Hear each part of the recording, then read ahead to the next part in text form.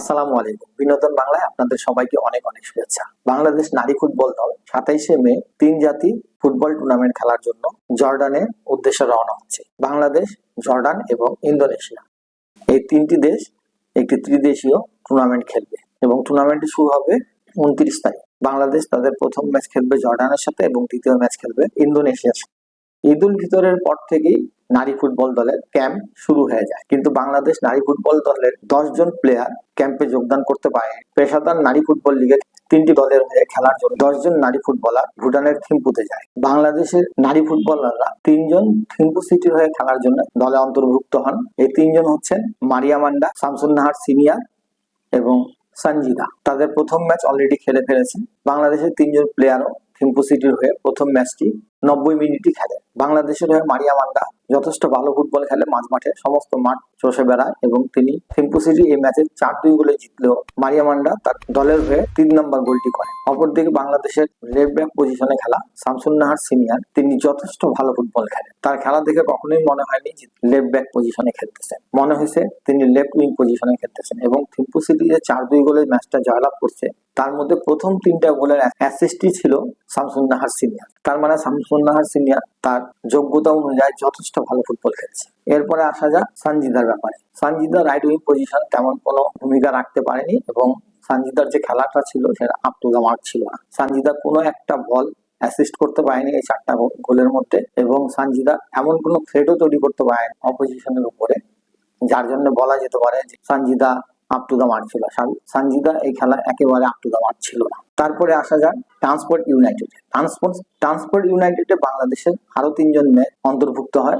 বাংলাদেশের এই 3 জন হচ্ছে কৃষ্ণা রানী সরকার, ডিফেন্সে মাসুরা পারভিন এবং গোল পোস্টে রূপনা চাক। ট্রান্সপোর্টও তাদের প্রথম ম্যাচ অলরেডি খেলে ফেলছে। তারা 8-0 গোলে ম্যাচটা জয়লাভ করে এবং এই ম্যাচে বাংলাদেশের হয়ে কৃষ্ণা রানী 2 গোল করে এবং মাসুরা পারভিন 1টা গোল করে। যদিও এই ম্যাচে মাসুরা পারভিন স্টার্টিং 11-এ ছিল না, সেকেন্ড হাফে মাসুরা পারভিন নামে এবং এই ম্যাচে কৃষ্ণা রানী ম্যান অফ দ্য ম্যাচ হওয়া সত্ত্বেও আমি বলবো যে কৃষ্ণা রানীর performance up to the mark ছিল না।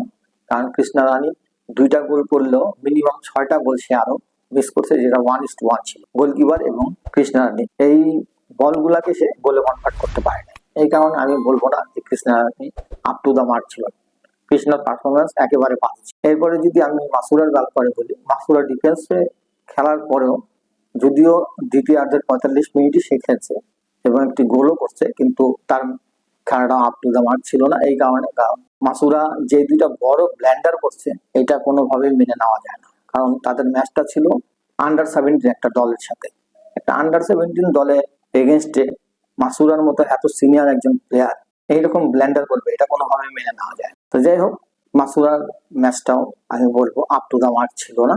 আর রূপনার ব্যাপারটা আমি কি বলবো, রূপনাকে তেমন কোনো পরীক্ষার মধ্যে পড়তে হয়নি, তবে রূপনা অলওয়েজ বেটার, সে সবসময় ভালো খেলে এবং আমার বিশ্বাস যেদিন রূপনার পরীক্ষা সামনে পড়তে হবে রূপনা তার এই পরীক্ষাতে উতরায় যাবে। তারপরে আমরা আসি পারো এফসি।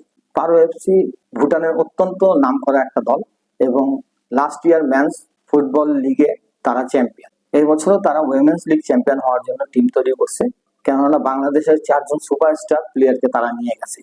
শুধু তাই না, তাদের গোলকি পজিশনে খেলানোর জন্য ইউএসএর আন্ডার-17 টিমের একজন গোলকিপারকে নিয়ে আসছে তারা।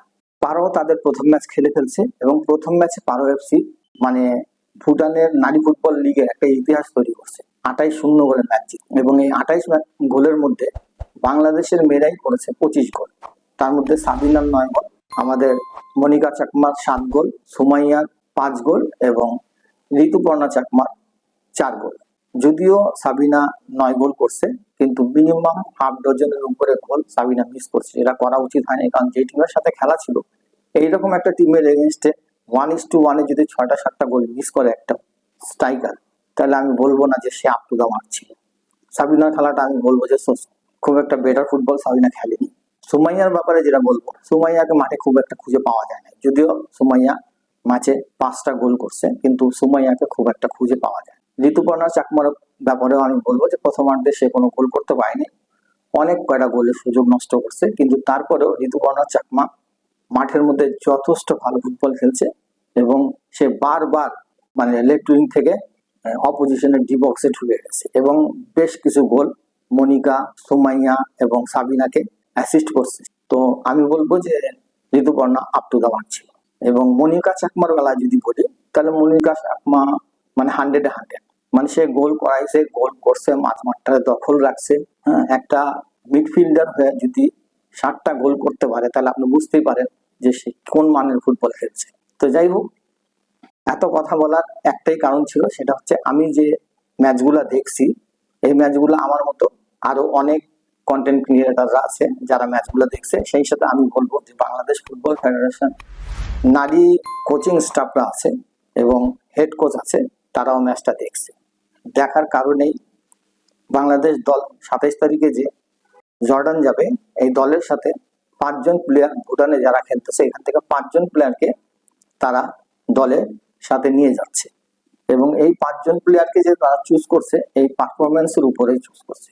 এবং এই 5জন প্লেয়ারের মধ্যে 4জন মাঠের খেলায় খেলেই তাদের যোগ্যতার প্রমাণ দিছে, আর একজন তো অটো চয়েস, সেটা হচ্ছে আমাদের রূপনা চাকমা। রূপনা চাকমার বিকল্প এখনো তৈরি হয় না, এটা সত্যি কথা। আর বাকি যে 4জন আছে, এই 4জন মাঝ মাঠের মনিকা চাকমা, মারিয়া মান্ডা, লেফট উইং পজিশনে ঋতুপর্ণা চাকমা এবং লেগ ব্যাক পজিশনে শামসুন নাহার সিনিয়র। এই সিলেকশন দেখে বোঝা যায় যে তারা ভুটান যে নারী ফুটবল লিগটা চলছে, এই লিগের উপরে তাদের দৃষ্টি আছে। তো যাই হোক, দল যখন আবার জর্ডান যে পৌঁছাবে, তখন ইনশাল্লাহ আবার নতুন কোনো ভিডিও নিয়ে আপনাদের সামনে হাজির হবে এবং বাংলাদেশ দল নারী ফুটবল দলের স্টার্টিং লেভেল নিয়ে আলোচনা করব। আজকের মতো আপনাদের কাছ থেকে বিদায় নিচ্ছি। আসসালামু আলাইকুম ওয়া রাহমাতুল্লাহ।